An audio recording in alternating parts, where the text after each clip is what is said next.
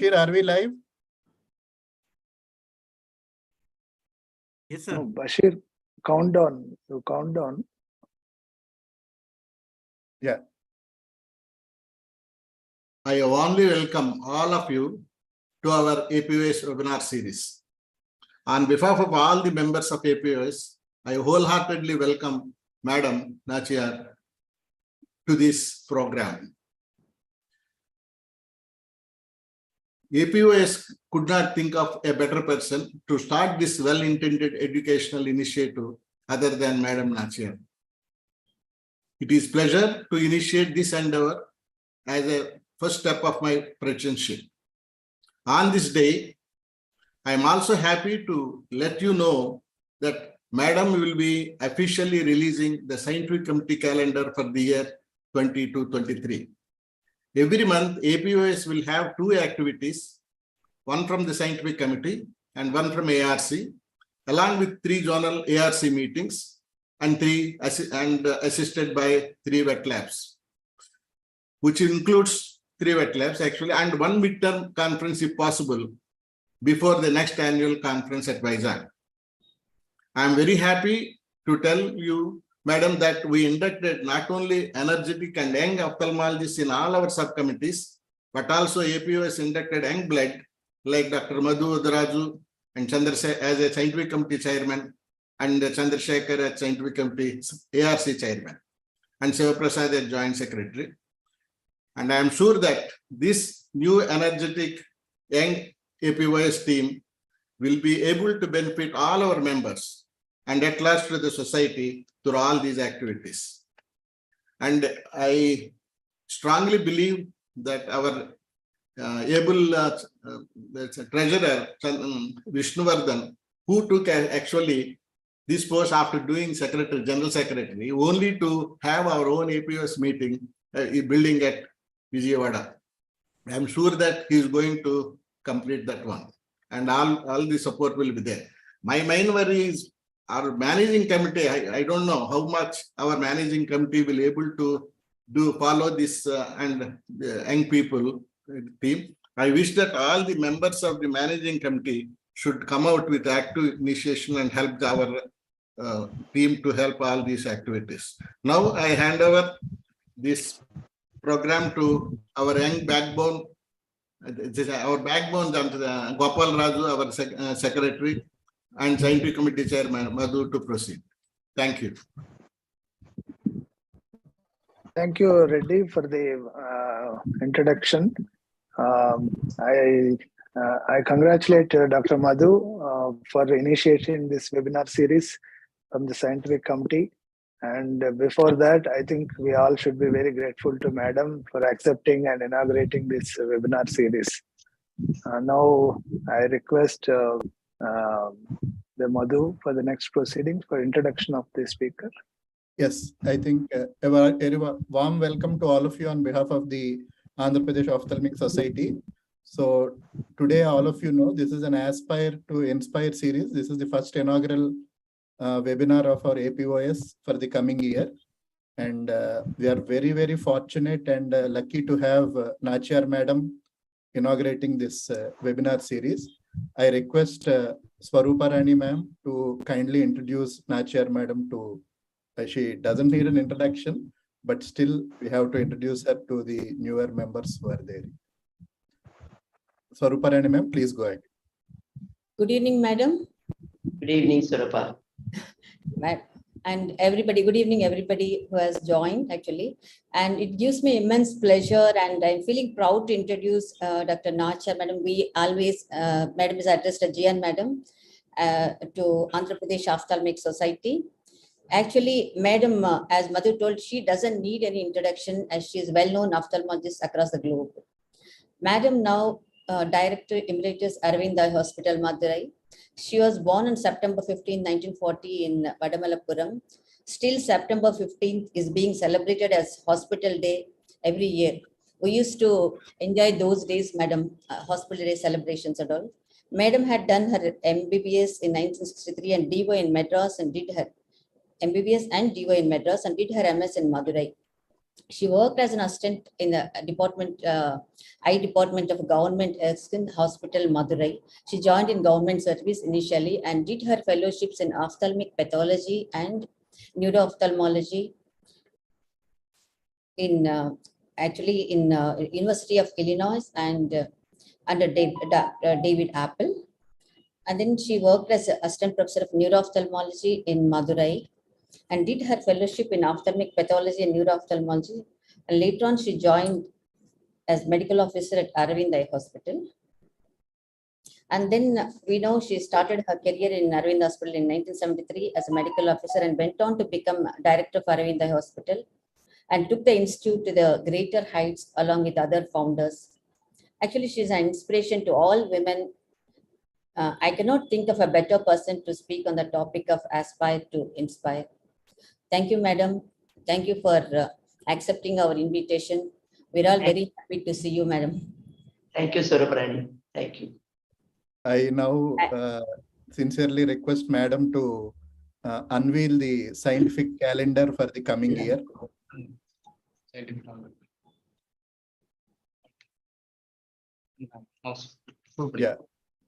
Yeah. Scrolling. You can scroll it from top to bottom. Yeah. Is it visible? Yeah, ma'am. The screen is visible. You can you can help madam to scroll it just from top. Yeah. So today is your starting this thing, ma'am. So this is the calendar for 22-23. Oh. You can just go down, ma'am. The entire thing. Can you scroll down, please, just to show madam the entire thing? Yeah. So this is the starting today, ma'am. Next month we have great APOS debate. Please go down. Go down. Next we have a glaucoma practice update, ma'am. Master class. David Chan is coming. Very nice. Yes, madam. Global leaders in ophthalmology. Next, please go down. Next, we have exam booster for PGs, ma'am. Then we are planning for a midterm conference. Then we have video assisted skill transfer, challenging cases, women power in ophthalmology, That's very good. Upskill, and the annual Vizag conference. This is the brief proposal, ma'am. Any more programs, we'll keep on adding to this, but this is as of now, it is. Really, very impressive. Thank you so much for inaugurating it for all of us. Now I request GN madam to start her keynote lecture for today. I think, good evening. I'm really very happy and honored to be here in the Andhra Ophthalmic Society. And I should congratulate the team for, and I should also congratulate Dr. Madhu in charge of the scientific committee, Dillappa, and for giving me this opportunity to see all of you and to share my ophthalmic journey. Now, I think I was wondering what should I talk, and then I realized I'm old enough to share my journey in ophthalmology, which will be interesting for all the three generations. I've spent 53 years in ophthalmology, and I've seen great changes, changes in the practice, changes in the expectation of patients, changes in the doctors' expectations. And what did we gain because of these changes? We have gained a lot. At the same time, we have lost a lot. So I thought I'll just take all of you through this journey and let us see how we have changed a lot from 76 onwards. My journey, I was there as a full-time ophthalmologist for 34 years, as a surgeon, as a teacher, as a trainer in microsurgery. I think I came to know all the PGs and fellows of the India and abroad because of this training. And I was interested in human resource, so I went there. and then as an administrator, and then I became a director, and I retired from the clinical services in the year 2010. Then from 2010, my journey follows as a farmer. I think people nearing 60, you should think about this. We were not born as ophthalmologists. We were made as an ophthalmologist. And it's not needed. We need not cling on to ophthalmology forever. We have so much of passion in our life. So Dr. Venkatsamy, my brother, used to say, intelligence and capability are not enough, but there must also be the joy of doing something beautiful. You may be interested in music, dance, cooking and all. So my parents were farmers. So I was interested as a child in the farming, and I started learning all those things. Now I'm doing almost 75% of my time in farming. Like in my journey, I think from 70s to 2020, so many changes I've seen in the life, in the profession, in the family, regarding a lifestyle, living habits, education, and our own medical field. But if you take ophthalmology, like any other field, has undergone revolutionary changes. I think ophthalmology has done much more. Ophthalmology and radiology have gone tremendous changes in India and in the globe than any other specialty. And I think 4 main reasons for these radical changes in ophthalmology. One, in early 80s, intraocular lens came into view. So everybody wanted to have a natural sight. Everybody was not in favor of opaque glasses. And there was a microscope needed for it. So all the seniors who used to do with a naked eye or a loupe now have to be trained in microscope. And the IOL came into practice, and it was well respected and appreciated by the patients. There was no other way for the doctors. So everybody had to undergo that training. Then the visionary leaders also were there in central government and the state, in various states, to improve ophthalmic department in all the government sector.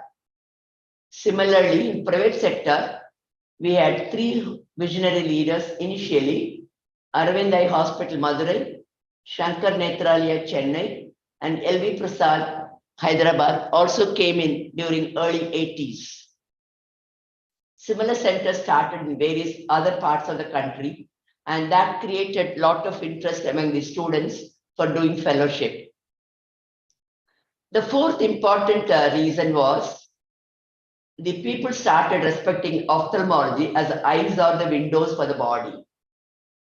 So they started referring cases. For example, any headache, they think of not only refractive error, not only migraine, but something wrong with the brain.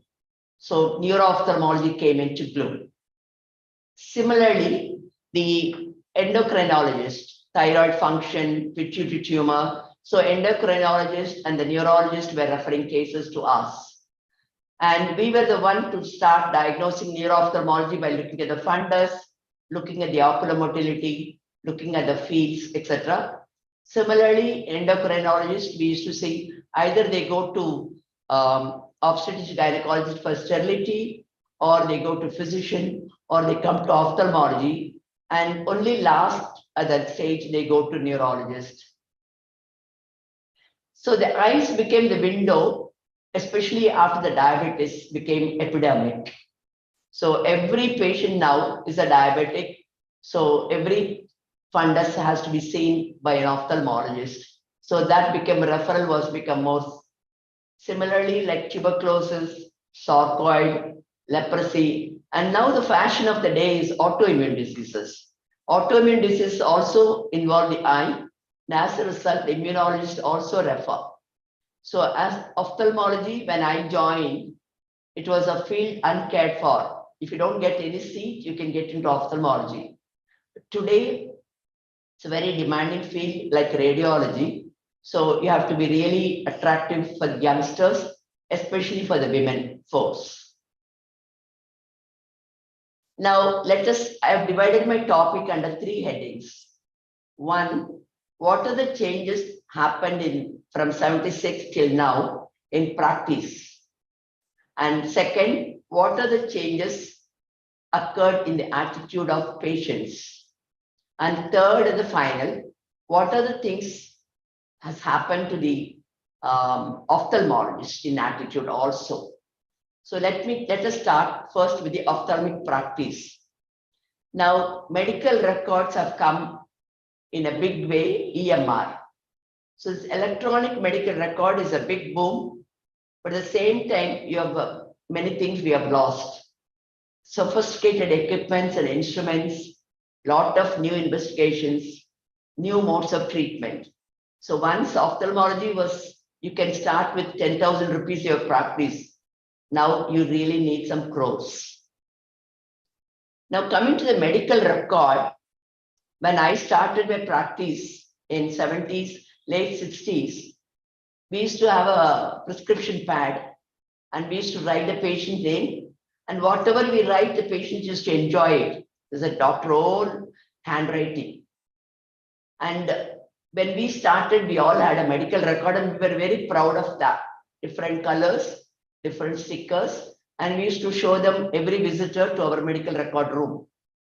Today, all our hospitals have medical record, EMR, electronic medical record. If you see below the picture, we used to see with a torch and ophthalmoscope. And the second one, when we write the case sheet, we used to talk, see the patient. But in the electronic record, doctors don't even have opportunity to see patient. Finally, we'll say which patient. I think she's a male, madam. I think she's a female, madam. I think she was an old lady, madam. That was the thing now. So what we have lost, medical record, EMR, face contact, we have completely lost. But electronic storage is complete. The record system is complete. Legally, we are quite safe today. Coming to the instruments, when we started, we had Dr. Venkatsamy our picture, the first one, torch and a loop. That was our costliest equipments, and we used to clean the ophthalmoscope once a week, like cleaning a diamond necklace. And the third one, we had tonometer, Sharp's tonometer, and we used to clean it up with a earbud and then keep it safely. And the fourth was a trial set, and the fifth was basic surgical instruments. But with these above instruments, we were able to diagnose, treat most of the eye diseases those days. Today, we have all the sophisticated slit lamps. I heard some of the slit lamp can talk to the doctor. Some of the microscope can reply to the surgeons. And phaco's, vitrectomy machines, high-end surgical instruments, lasers, and simulators. So today it's totally different. Earlier, when we didn't have a simulator, we used to practice and face the problem, and then we used to learn. Like madam, posterior capsule rupture, we did a vitrectomy, then too. Now the simulators have really changed a lot in good way. It almost when the fellows start their first human surgery, they are much better than us when we were doing it earlier. In our days, the infections were the common. Purulent conjunctivitis, dacryocystitis, corneal ulcers, endophthalmitis. So we were managing with a torch and a slit lamp. The second common was the refractory error, just a refraction, myopia, hypermetropia, and single glass or a bifocal. 3, cataracts, either mature or a hypermature or a leaking Morgagnia. Glaucomas were advanced stages, and retinal detachment almost like a soft eye, and low tension we used to diagnose RD, not by ophthalmoscopy. Today, the diseases, these 4 diseases have occupied most of the patients: diabetic retinopathy, ARMD, autoimmune disease, and dry eyes. And dry eye has become so epidemic, and I think all the lubricating drops are under high sale. Today, the investigations are totally different. We have OCT, corneal topography, ERG, and pattern, all those things. Earlier, we used to have a blood count and urine analysis like blood sugar. I don't think we have done anything more for that because diabetic conditions were not that epidemic. Today, every other patient, we have to do a blood analysis, random sugar or a ACE. This is the type of cataract we were seeing it. We used to say pearls, when they stand in a queue, every patient we can see a white reflex in the pupil. Today, it's very, very hard to see a cataract mature. And with the mature cataract, we used to give aphakic glasses, and you can see a broad, divine smile in everybody. But today, it's different. So surgery at that time, you can see Dr. Venkatsamy operating with a loop, operating with the clean hands, no gloves, with a torchlight holding it.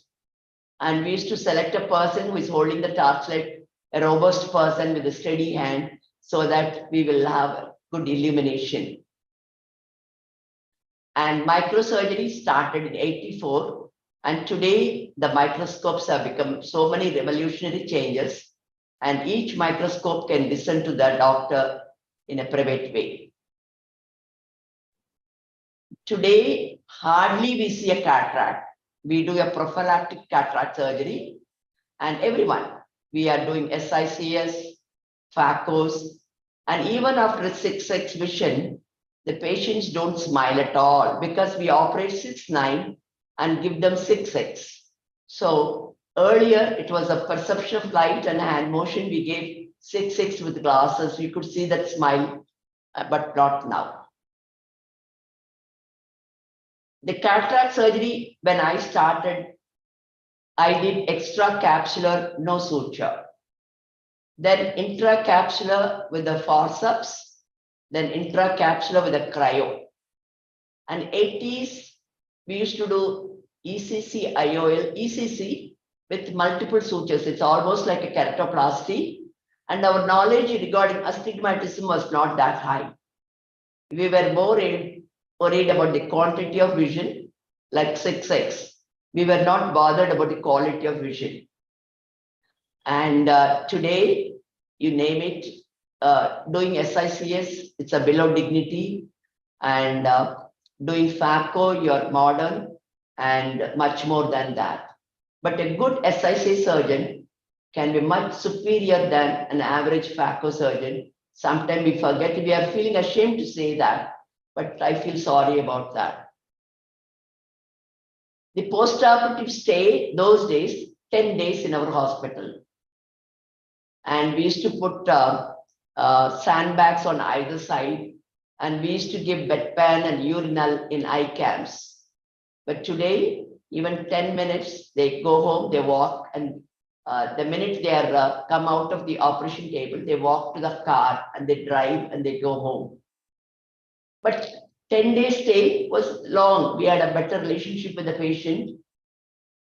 We used to make rounds twice a day, and patients used to give us coffee. We used to sit and chat. But today, nobody has time, and everybody, you don't even see the patient's face. You don't even recognize when they come for the post-operative follow-up. So in the 80s, 3 days, today, 10 minutes cataract surgery. And today they walk home with the glasses. Initially, we used to give 10 pads, the green shield, and a tape, which is not there anymore.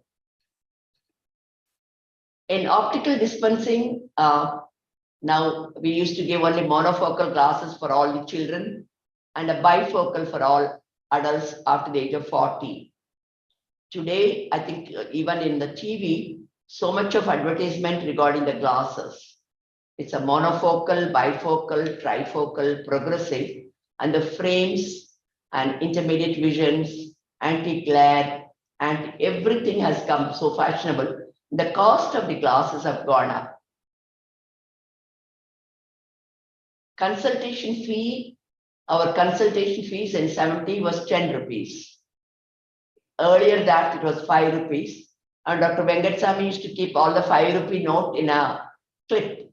And he'll say, today we have earned 80 rupees. Today we have earned 100 rupees. That was the time. And today our fee is 100, and which includes 3 visits. And this fee also varies from each hospital. And today the saddest thing is too many subspecialties.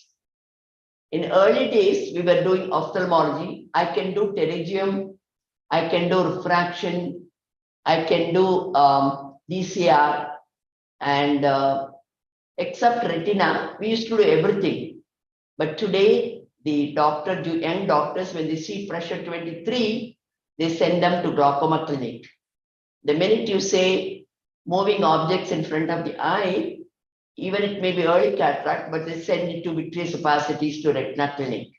So we are not becoming a good basic ophthalmologist anymore. This results in extra time and cost to the patient, thus making the entire process very complex. Now, these are the changes in the practice. Now, I'm going to talk about what are the changes have occurred in the patient.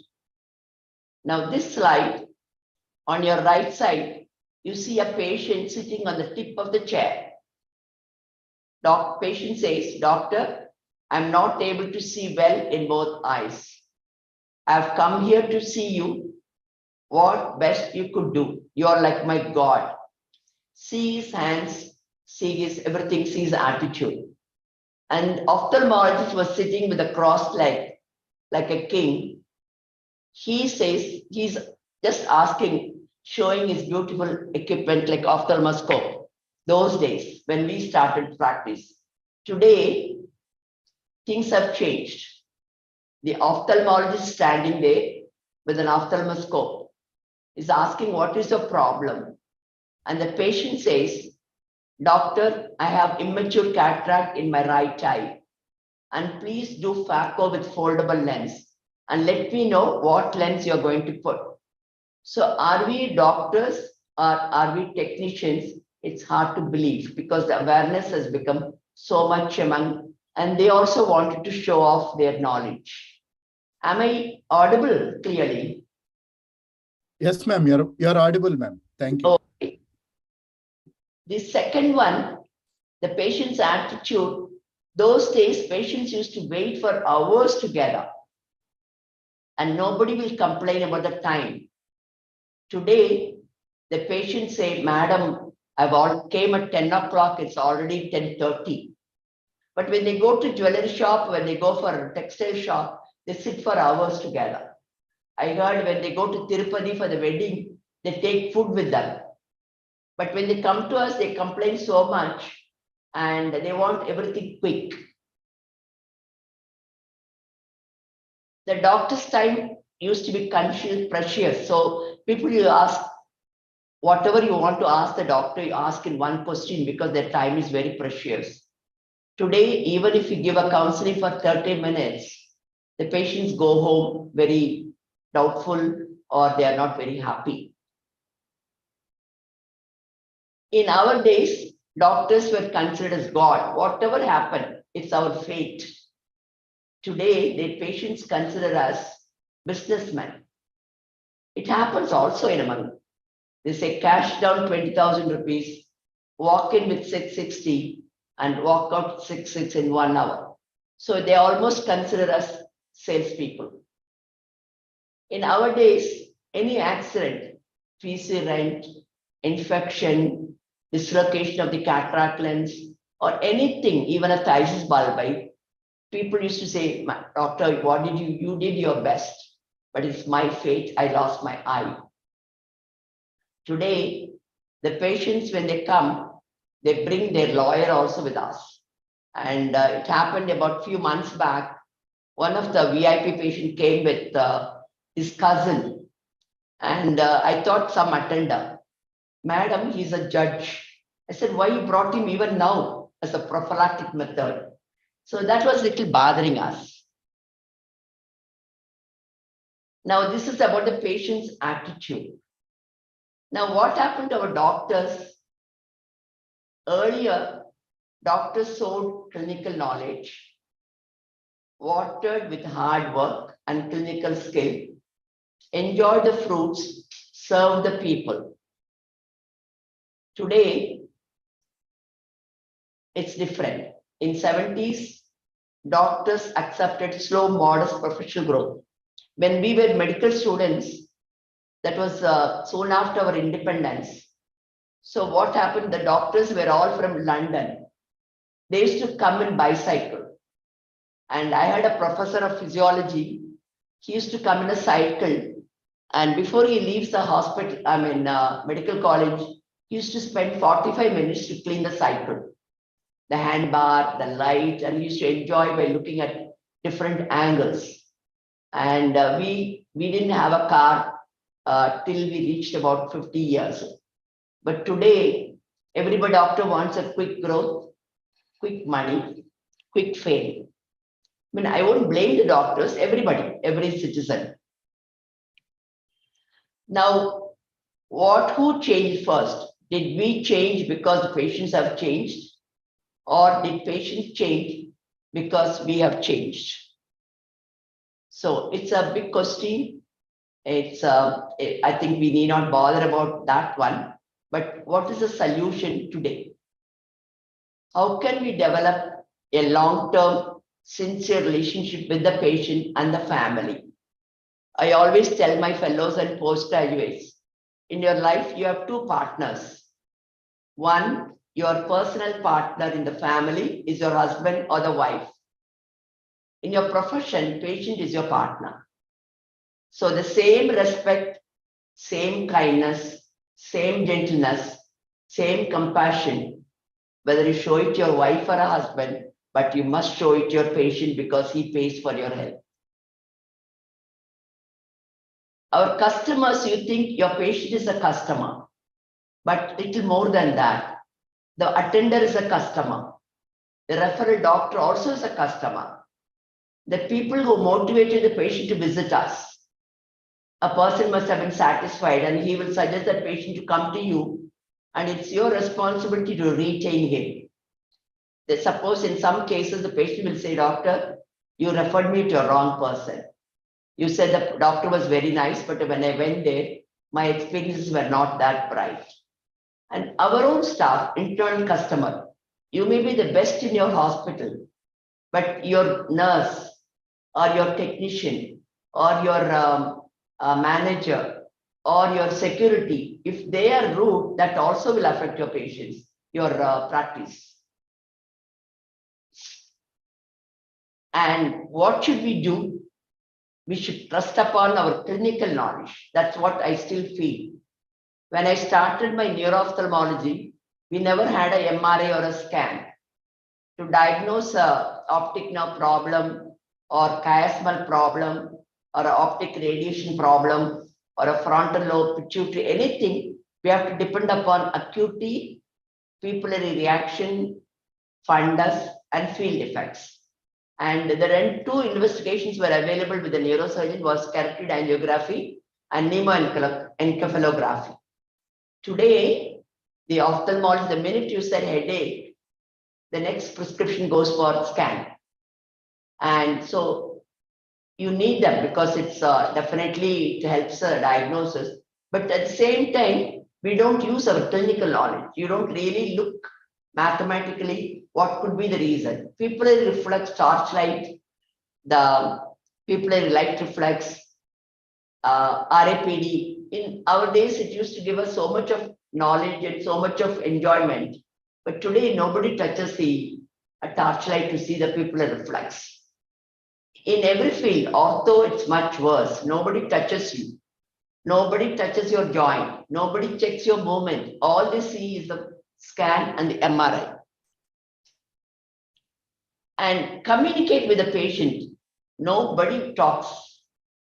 Just look at the patient and whatever he talks, you listen. You don't. The listening also has become very irrational. You don't really show. In our days, everybody will know about everybody's family.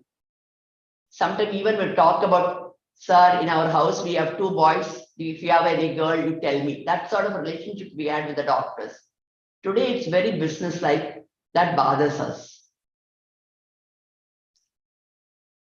In a simple, uncomplicated patients, investigation should be very minimal. But the problem is today, nothing is simple here. Every patient comes with a diabetes, or every patient comes with a posterior subcapsular cataract, or patient come with obesity, or patient come with any other problem. So it needs investigations that again increases the cost of the patient.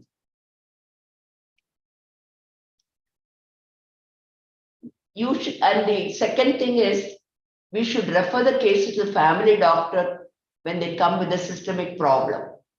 Because we have experienced in our village, the consultation fees for a physician is 25 rupees. But when I refer the same patient in Madurai, consultation fee is 250 rupees. And this doctor is going to see only once, whereas the family doctor will see him often because he is in the same place. So refer them to a family doctor and get their opinion so that they also feel happy and they will be continuous in the treatment. And refer the patient. Don't hesitate to refer any patient whenever you need their help. And what did we gain? Lot. With technology, equipments, new surgeries, new investigations, new drugs, our work has become very easy and simple. We can see more number of patients. We could diagnose this much early and start treatment early. It's very, very important, and we should appreciate this. And teleophthalmology has improved, and improved training for young ophthalmologists through all these fellowship programs, simulators, publications, research work have increased. In our days, we didn't give much importance to this. But what did we lose? With modern equipments were not available in the earlier days. We were depending on our own clinical skill, knowledge and experience, and intuition. I don't know how many of you may be in my age. Intuition, a patient who can walk with a cortical blindness. Few yards back, I can find out an RP blindness, a cortical blindness, acute blindness, congenital blindness, the way they walk, the way they sit, the way they smile. But today it's very hard. We don't even attempt any clinical examination, but ask the patient to undergo expensive scan. As a result, we fail to apply our clinical knowledge or acumen, and our decision skills have gone down. This is not true only in ophthalmology, but in every specialty. We hardly see the face of the patient. We see the crowd. It's a peripheral field, we see them. We never use our macular field to see our own patient whom we are examining. We hardly communicate. We do not have time in collecting patient's history. We hardly examine the patient clinically. So as a result, we have lost complete connection with the patient. Always remember, equipments itself cannot diagnose, cannot do surgery. So far, I don't know whether it's going to come in future. What matters is the doctor's competency, knowledge, and approach towards the patient. Finally, to summarize, I'm not against technology. Technology is always welcoming. We are all lucky, and especially you are all lucky to have technology that helps a lot in eye care. At the same time, we should always keep in mind that we should not go away from the heart of the patient in the name of using technology. Be empathetic to your patient and maintain a connect with them. You'll surely reach heights in your professional life, and in your personal life also you'll be more successful. Being of service to God and humanity, going well beyond the sophistication of the patient, basic technology. the humble demonstration of courtesy and compassion. And this is the only profession where we can serve people and we can earn money and we will have a pride and visibility in the community. And this profession gives us a lot of trust and respect. In my early days in 30s and 40s, when I go for any wedding, especially the patients, they used to call us for the wedding and we used to go there. The minute they see their face, 10 people will be coming and running with a chair and all.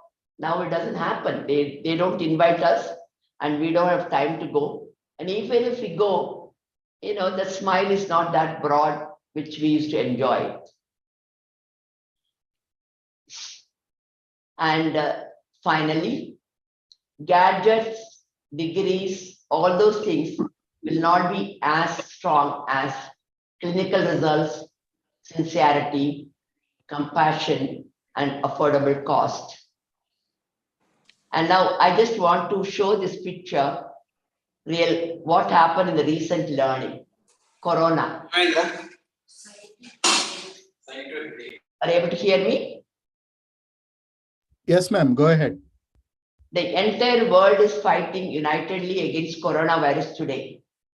What happened to our technology? In spite of having all the most modern technology, we are all still stuck with the virus through a year. It has passed since its outbreak. Imagine the year 20 and 21. The whole world was shaking. Even every family lost somebody, either in the family or in the neighbor or in the friend. We may continue to have similar shocks in future also. We also responsible for this. Situations like this are nature's strong reminders to us. It's a time to return to nature, hold on to your tradition, in spite of the modern technology, and above all, practice humanity in all aspects. So this is my talk, and I just, the youngsters are all very lucky to have all the technology, but at the same time, you can become more rich, you can become more visible, you can become more powerful if you use your heart and mind also in addition to the technology. I think, thank you once again for giving this great opportunity. Thank you, ma'am. Thank you so much. I think you have distilled 53 years of wisdom into this 30-minute talk. We can't get better than this. I think now I'll ask Gopal Raju sir to take it further with the interview. Thank you so much once again, ma'am. Thank you very much, madam, for a wonderful overview of the last 5 decades, how the ophthalmology has changed. And one thing I can say from my earlier days to now, only your age number has changed and nothing else has changed from your voice or the clarity of thought. You're much older, you're gray. I think you're working very hard. Your hair has become totally gray. And also the authenticity in expression, everything has nothing changed from those olden days, madam. Thank you very much. And also I can appreciate the hard work behind the preparation of this half an hour talk, the detailing. I think that is the main reason for the success behind you, I think. Thank you. But and also, thank you very much.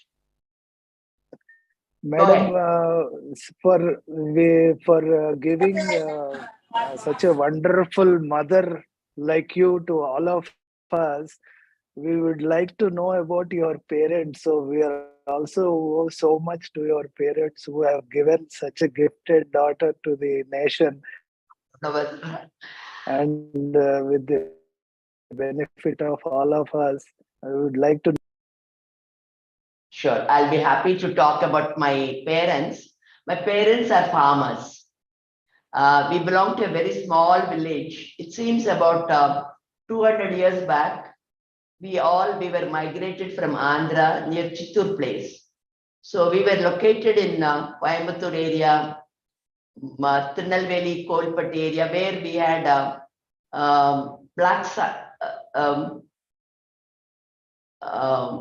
the sand, not the red one. So we used to develop the farming area. And the photo, my father was just barely, I think he has attended 6th class. And my mother was not educated at all. Secret. And my mother cannot read and write. But, and the photo, You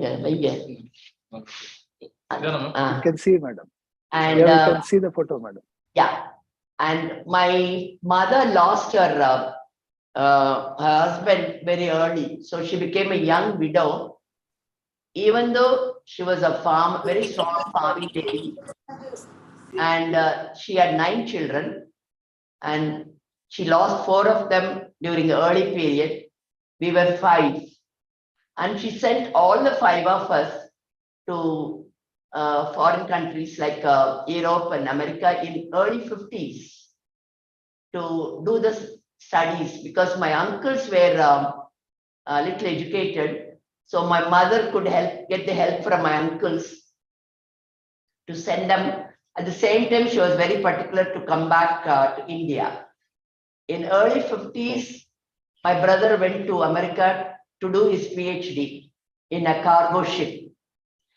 And I used to wonder, she cannot read and write, but young widow, 9 children, had a good farming, such a hard worker, and she brought all of us to this stage. I think the credit must go to my mother. And my father was a congressman, and both of them used to, every day they used to do the takli, we call it, I don't know in Telugu, to develop the khadi thread, and they used to sell it in the market to get their khadi dress. They were very hardworking people. And my father was a diabetic, and he died at the age of 50. And from that time, my mother was responsible in bringing up the whole family till Dr. Venkatasamy took up the responsibility. And I used to admire her. She was never educated, but she was a very bold in the village. And there'll be a lot of problems in the field with the neighbors. She used to look at them with a challenge and did everything. So I'm very, very proud to be born in that village, in that family, with a mother like this. Thank you, madam. That was great to see your parents. Now, can you tell us in your childhood a few incidents, how you shaped that the incidences have shaped you in your future the professional growth and the present state, madam? Yeah, since my mother was in the village, it's about 300 kilometers from Chennai. So Chennai, my brother was doing his MS, Dr. Venkatasamy, and my sister got married, and other brothers were in America. So I was sent to a local elementary school. And local elementary school is a government school where we used to do all the work for the teacher in the school. And till 5th class, we were in the village. Whereas in 6th class, I went to the nearby town. Are you able to see? Picture we couldn't see, madam. Okay. Please go ahead, madam. The 6th one, I went to a convent about 100 kilometers from my village. So then from 6th class onwards, I went to Chennai to be with my brother. And till I got married, I was with Dr. Venkatasamy. Okay.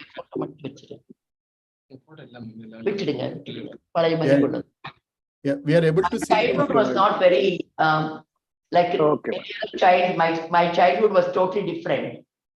At the age of 12, I went to stay with my brother. So I was doing responsible for the house. And at that time, Dr. Venkatasamy had a serious problem of rheumatoid arthritis with psoriasis. So I had to take care of him, take care of the house, and take care of my studies. I was never a great student, very average student. And but I used to be very good in managing the entire house, accounts, all those things.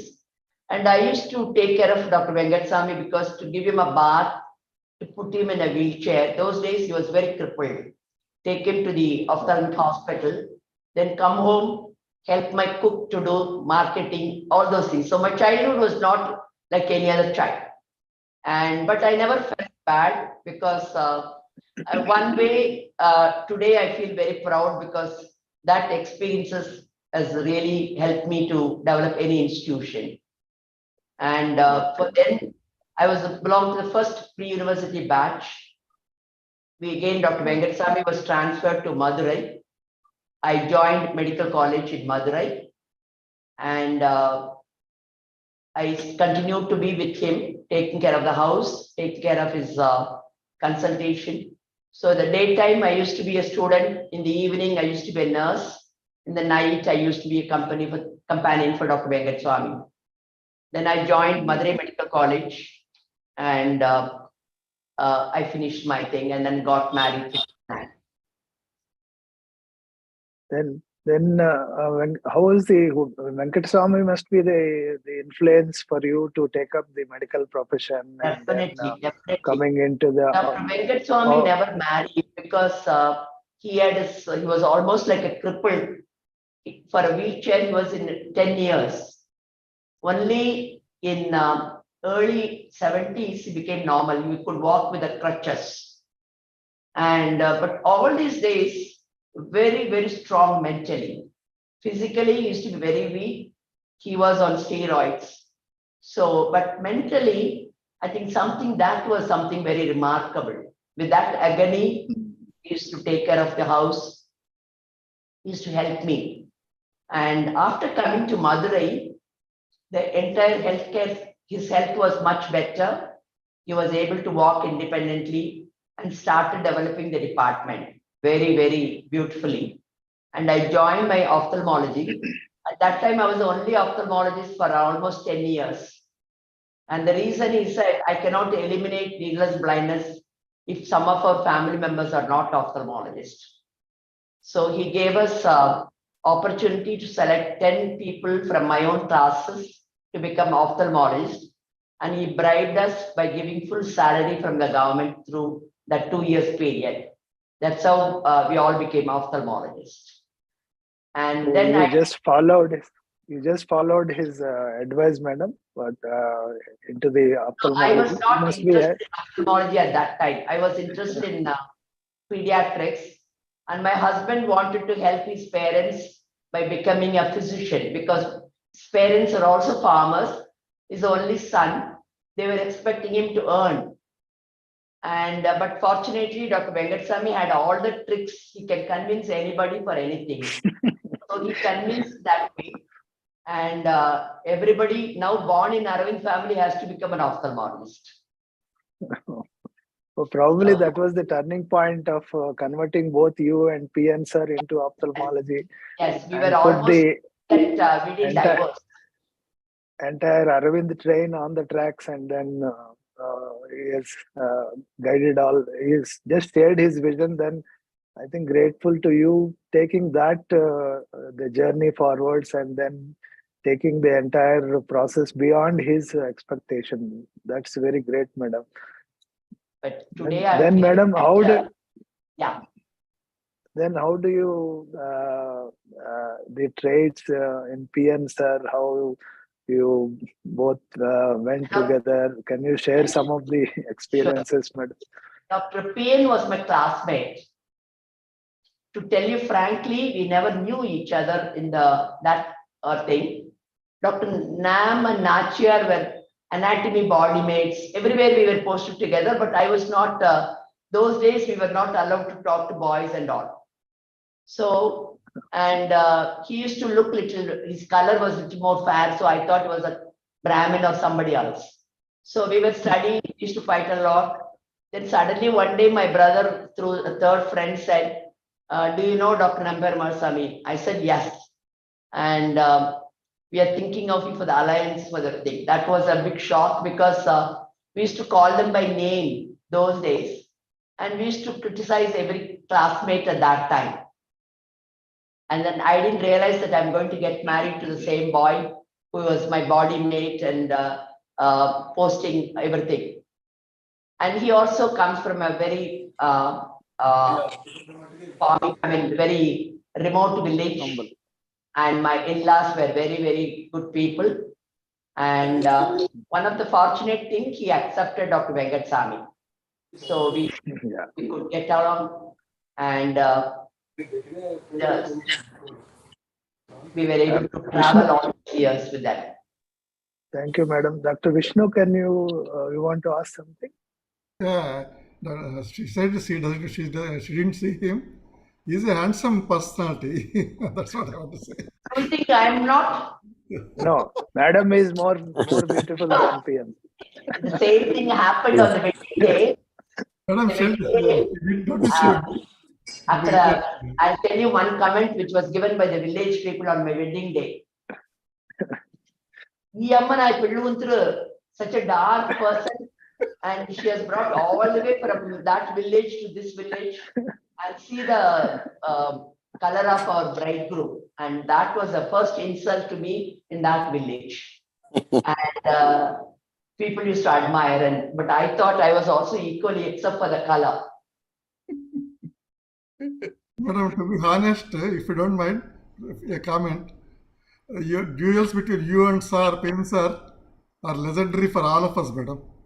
Thank you. Thank you very much. It was really great, madam. Your body mate has become your soul mate. Yes. Yes.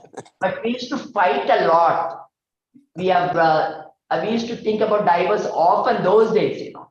But today, after the age of 60, nobody can do anything. You have to tolerate each one. So I think it's the same thing true in your family. Madam, we all, whoever works and then spends even the short-term fellowship like 1 week or 10 days, we all imbibe the culture of Aravind, and then the morals, and then the human touch, and then the Indian, the customs, everything so well. So we never forget those things. What could be the success, the secret behind the success of Aravind, madam? If you think success is, as you rightly said, we are very, very particular to keep our discipline and work culture. Because any place, see, suppose if you want to look for a boy or a girl for your own son and daughter, what is that you look for? Look for whether the boy or the girl comes from a good family, whether they have good habits, whether they are having all the basic qualities. Same thing, any patient or anybody in your life, that I learned from my mother. My mother used to get up at 4:30 in the morning, do all the work in the house, go to the field and come back in the 7 o'clock in the evening. So Dr. Venkatsamy suffered a lot in his life because of his health. All those things made us be strong. And then we thought we should be patriotic. We should have our own Indian tradition. We should have our own culture. And we should not go behind the Western styles of life. And anything discipline, Dr. Venkatsamy taught us to get up at early, to start the work in the morning. But by 6 o'clock, we get home. Okay, there's a discipline. So mainly the discipline that actually the secret of the success. Yeah. And second thing, our profession also is very spiritual profession. We are all healers. Yes. So Venkatsamy always says, you should be kind to the patient. You should see more patients than less patient. You can make more money. And always touch patient's heart. You know, these are all few things we have learned from them. Yes, madam. Madam, what were the two most, pardon Rajgar, what were the two most challenges you have faced within the profession and outside the profession, madam? In profession or in Aravind Eye Hospital? In Arvind Eye Hospital and outside the profession. I mean, in 1976, we started, Dr. Venkatasamy retired from the service, and he had two options. One, he wanted to join Sri Aurobindo Ashram Pondicherry. Second, he thought he'll start a small clinic. He went to the ashram, but he was not very comfortable there. He came back. And then he told my mother to give some money because he was a government servant. That time his salary was 350 rupees and pension was not great. So my mother sold all the jewelries of the house, land. He gave about 3 lakhs to my brother. With that 3 lakhs, he wanted to build an institution. And somebody said, you go to Coimbatore, there are some mill owners, they'll donate some money. So we three of us, myself, Dr. Venkatasamy, and my brother Srinivasan went to Coimbatore and stayed for 1 week and collected 500 rupees. Because when you go and ask for money, you're not respected. Everybody thinks that you're a beggar. That's the time that we decided not to get any money from anybody.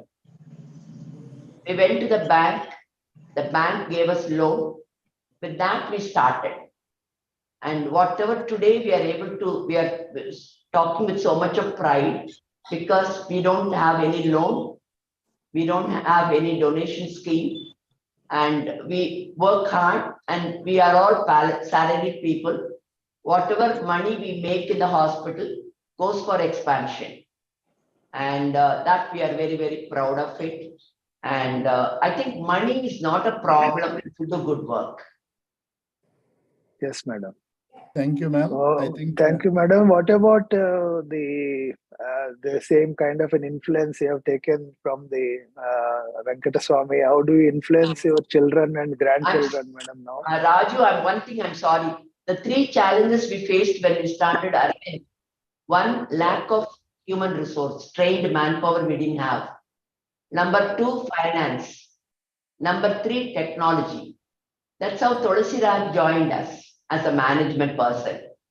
And as a finance person, my brother Srinivasan joined us. And we used to be very frugal. So that's how we started. Those 3 challenges were there initially for about 5 years. Then we earned money and then we were comfortable with that. yeah, this is wonderful. It's a combination. Yeah, I think. Yeah, go ahead, Madhu. Yeah. I think they have conveniently left the most difficult question to me. Your image as a hard taskmaster, ma'am. I think your image as a hard taskmaster. What do you think about it? What transplant? Hard taskmaster. Oh, hard. My God. I think everybody says that, but truly, I want everybody who comes to me for training must become a pearl, must become visible to the world. So my mother taught me that. And if you don't get up at 4:30, you can't eat. That sort of surrounding I come from. And in the initial childhood, I never had any life of a child, bubbly love. I didn't have any love from anybody because my brother was suffering. I've spent days together with him. So everything came to me in a hard way. So my mind also became that little rude. But my ultimate goal was not to hurt anybody, but to make them as powerful as they could. I don't think Swaruparani or Srinivasan or yourself feel bad about it today.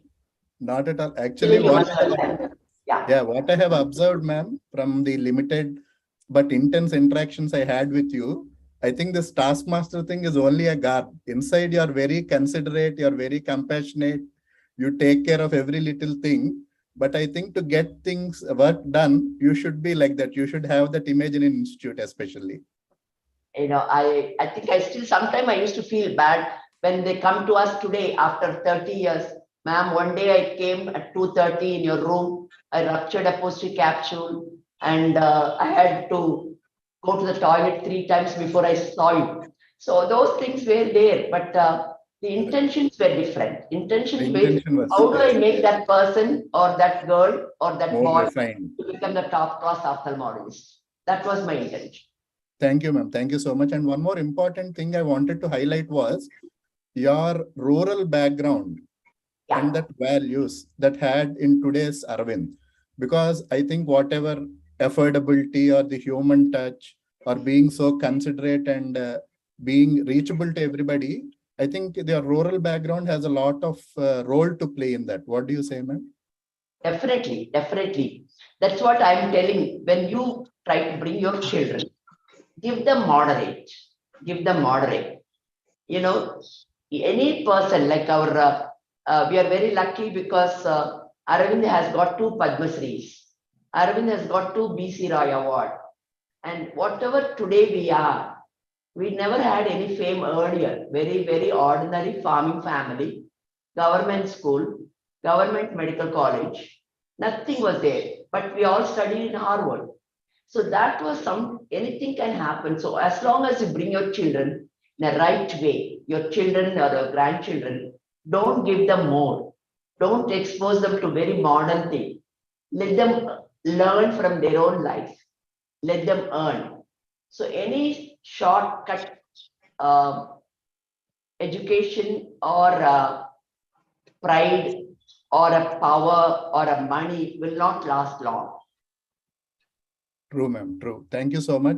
I think my last question before we take questions from the panel, what do you think are the top 5 qualities for being a successful ophthalmologist? If you had to choose 5. I mean, I just want that 5 things to be done by all the young ophthalmologists. Yes. One, everybody should do their practice in an ethical way. When I say ethical way, you can make more money than doing something shortcut. And patient is your customer. Respect them.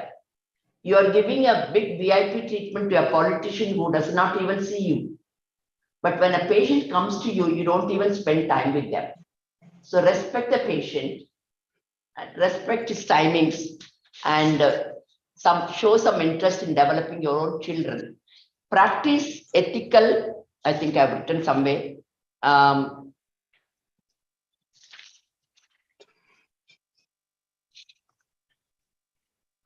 don't know.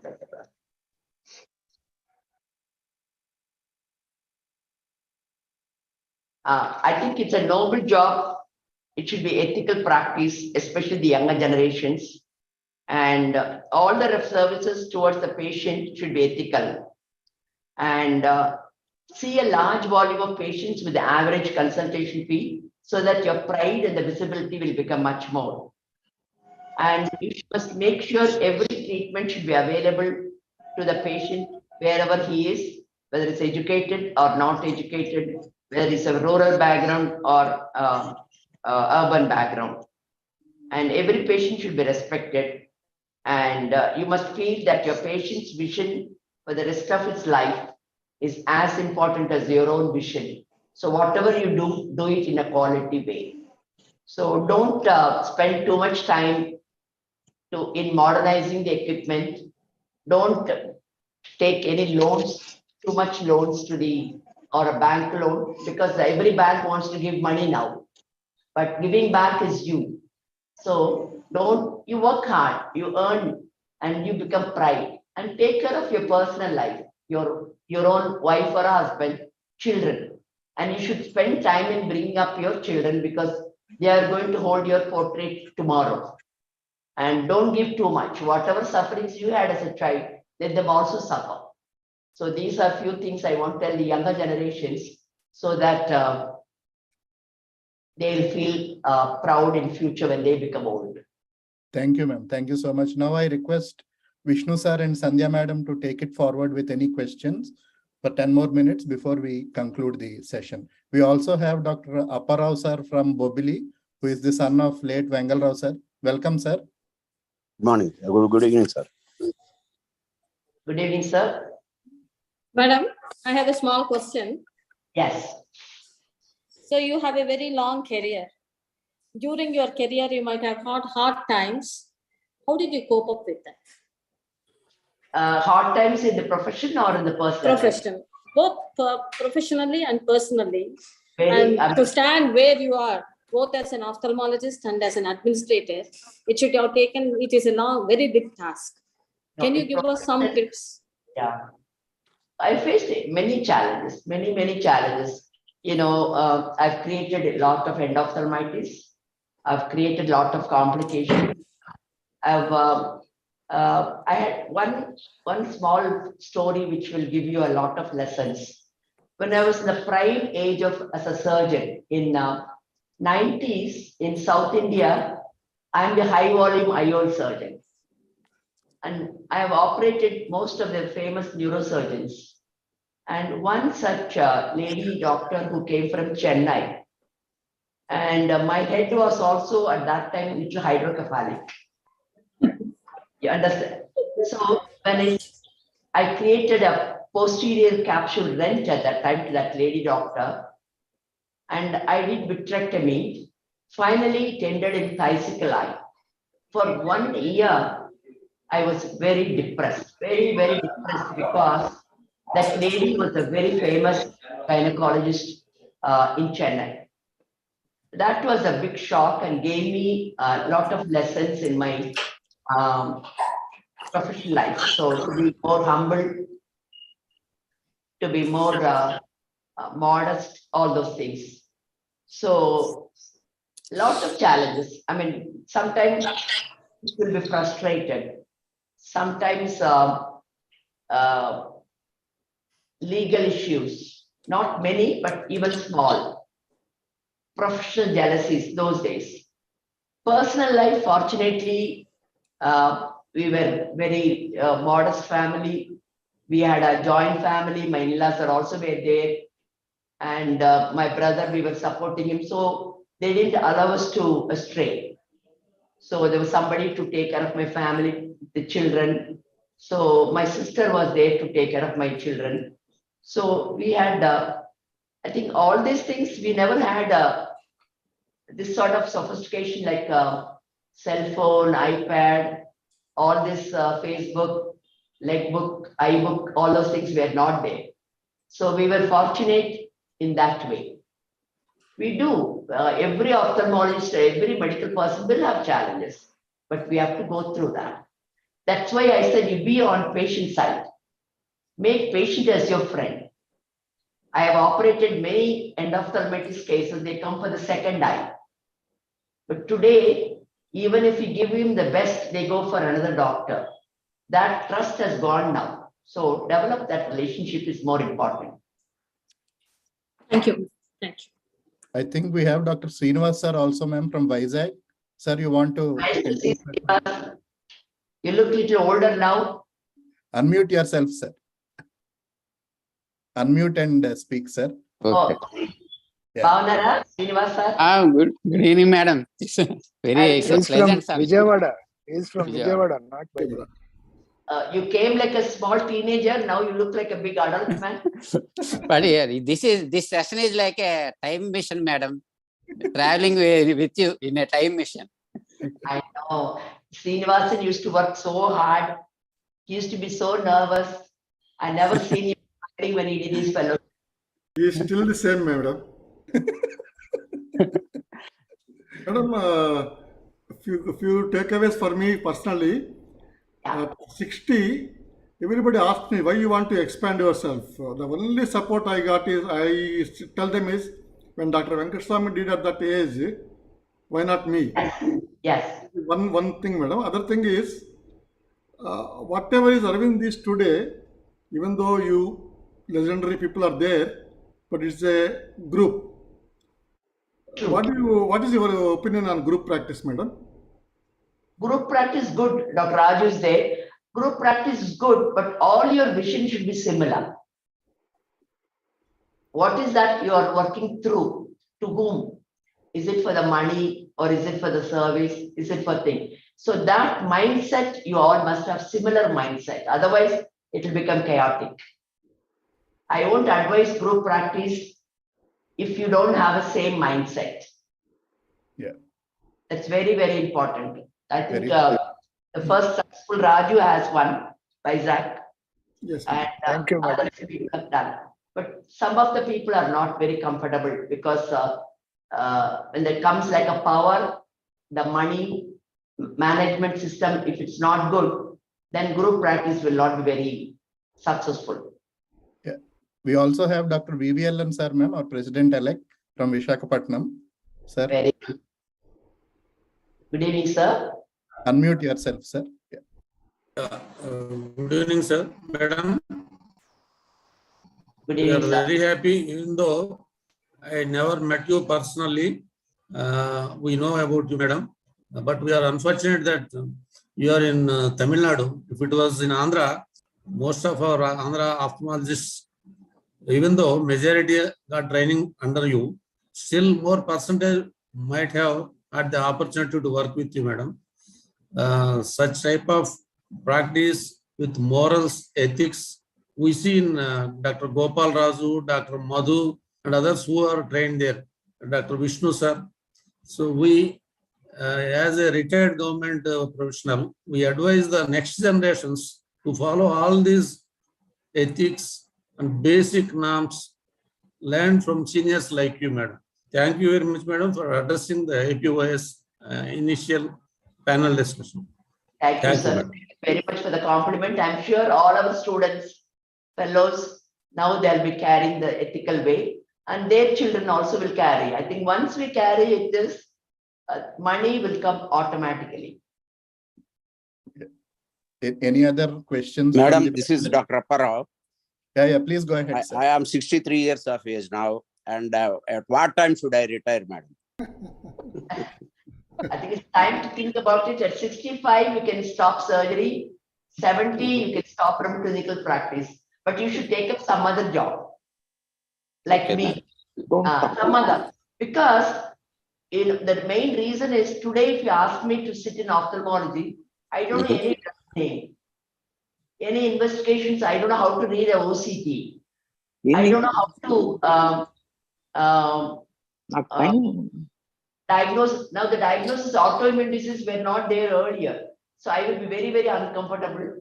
And it's not something you can do good things. At the age of 65, 60, you should stop surgery. 65, you should stop clinical. But you should not sit at home. You should take up a beautiful profession. Any other profession which is close to your heart.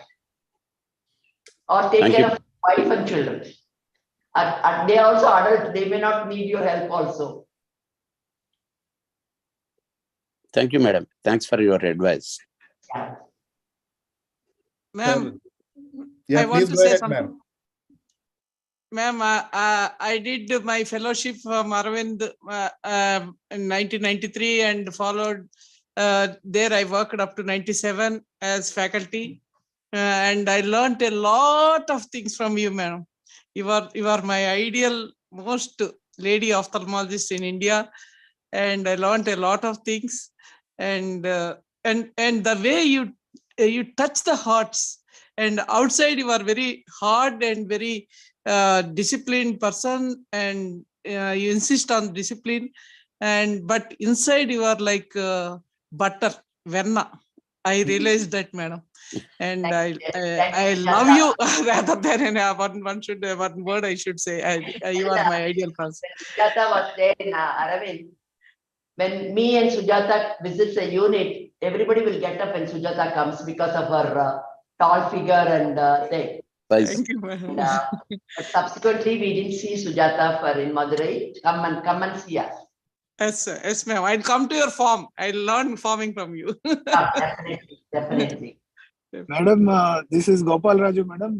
Now more and more women are taking up the ophthalmology. I think they should take you as a role model in balancing the family as well as the profession, and also into the administration. I think one clear message will definitely help most of our young lady ophthalmologists. No, actually, as we were discussing earlier, medical profession has become totally a women's profession now. In the class, 80% of them are girls, 20% of them are boys. In specialty, same thing. For us, even during now to go for a camp, we don't have boys. We should send all the boys for the camp. Now we don't have, because I don't know where the boys are going. They have many other professions or so. The ophthalmology is something where it gives both medical and surgical. Second, it's a very rewarding. People worship you. You see the result just like a baby being delivered. The minute you do something, patient regain vision. Or you give a binary glasses for a person who has never worn a glass, they're very happy. Third, no emergency. No agitation, no legal issue, not much. Fourth, you can plan your family as well as your profession, not like OBGL, where your time is not in your hands. And I don't think now the women are very, very aggressive also in their profession. So it sort of doesn't give you much agony in the mind, much more peaceful, much more rewarding, and quick money. Yeah. Thank you, ma'am. Thank you so much. Thank you, madam. Madhu? Sir, please. Hello. Yeah. Please continue. I want to say a few words before. Yeah, you can go ahead, sir. I see Hari sir is speaking. Yeah, madam. Go ahead, sir. Madam, I'm Dr. Srihari, madam, from Tirupati. Madam, sir. Just I told you, madam, was the examiner. I underwent trainings in retina, oculoplasty, pediatric ophthalmology, also in other institutes. Yeah. But the specialty of Aravind is human touch, madam. Human touch. The way we are trainees are being treated, being given importance, it is remarkably, I cannot explain how I was trained in glaucoma for short-term fellows in 2 months. That human touch is there in Aravind Hospital. That's why more and more people that skill, they develop this more skill made in our institutes. That made the Aravind is a great institute, madam. And compared to, I cannot comment on other institute, but yours is the best human institute with human touch, madam. Thank you, sir. Thank you for the really compliment. remarkable, madam. So that's why, madam. Really, I just related to you this. Aravind, we madam. can't agree more than what sir has told. I think any final comments by Vishnu sir before the vote of thanks? Yes. Or even President Reddy garu also? Madhu, I want to have a... Madam, from personal point of view, I want to summarize you as a role model to all the young generation, not only young generation, all the ophthalmologists. Yeah, for all of you. Dr. Jian's madam journey is a beautiful and great journey. There is a reason to say this. She learned empathy from government service. The government service gave her the empathy and then delivered great service to patients as an ophthalmologist, which we all know. That empathy came from government service, and then the great clinician was born. As she evolved, she wisely chose the role of a teacher, which benefited all of us. Through us, who were trained by her, it is not exaggeration to say the entire ophthalmic community in India is influenced by her. Through us, through most all of us. Then she took even the bigger canvas of administration and sowed the seed for chain of giant institutions. So far, these are the achievements of this great doctor. But by switching over to agriculture, she has taught us what the detachment means. A few great philosophers like Ramakrishna Paramahamsa and Ramana Maharshi preached us and practiced. The journey of Dr. G.N. Nachar Madam is a perfect example for us to see a great living human being, in fact, a legend. We pray to God, give her full 100 years of life to inspire many more aspiring young ophthalmologists to get inspired. Thank you, madam. Thank you very much. Thank you for your nice words, doctor. Thank you. Madhu. Sir. Just one word from me. Madam, really what I feel is your family is sent by God to this world, to this land, to give vision to all. And I'm very fortunate to be the close friend of R.K. sir, Tirunelveli. Oh. And what I see you and what I saw R.K. sir, all great qualities. R.K. sir is a great personality and a great surgeon and a great human being. And I'm very fortunate to be closely associated with you, madam. And your family is sent to this world by God to give vision to all. Thank you, madam. Thank you, sir. Thank you so much, ma'am, for your valuable time. Now I request our Joint Secretary, Sivaprasad sir, to give the vote of thanks before we close the proceedings. I am audible, Madhu? Yes, sir. Yes. My pranams and thanks to my mentor and my teacher, Dr. G. Nachar Madam, Emirates Director of Arvind Care System, Dr. G.R. Reddy Garu, President of APOS, past President Dr. S. Srihari Garu, Dr. V.Vel Narasimha Garu, President-elect of APOS, and Dr. C. Sanjay Madam, Vice President of APOS, Dr. C.V. Gopal Raj Garu, Secretary of APOS, and Dr. Vishnuvardhan Garu, Treasurer of APOS, and Dr. Madhuraju Kudraju, Scientific Committee Chairman of APOS, and Dr. Chandrasekhar ARC Chairman of APOS, and Dr. Ken Murthy, Editor General, and Dr. S. Srinivas Garu, Editor Proceedings, and Joint Treasurer of APOS, Dr. Y. Sujata Garu, and Dr. Swarupa Rani Garu, and Website in charge, Dr. Lakshmi Garu, and all Scientific Committee members of APOS and ARC, and all Managing Committee members of APOSC, and all the participants in this webinar and video technologies. Thank you, everyone, and all for making this webinar successful. It is a lifetime. What we saw today is a lifetime webinar, which we won't get anywhere. Long live APOS. Jai Hind. Thank you, madam. Thank you. Thank you for giving me this great opportunity. Thank you for this wonderful training program. I think Madhu, as a person in charge of the scientific committee, should take it forward, and at least for 1 year or beyond that, because such meetings you can share all the best practices. True, madam. True. I really enjoyed seeing all of you.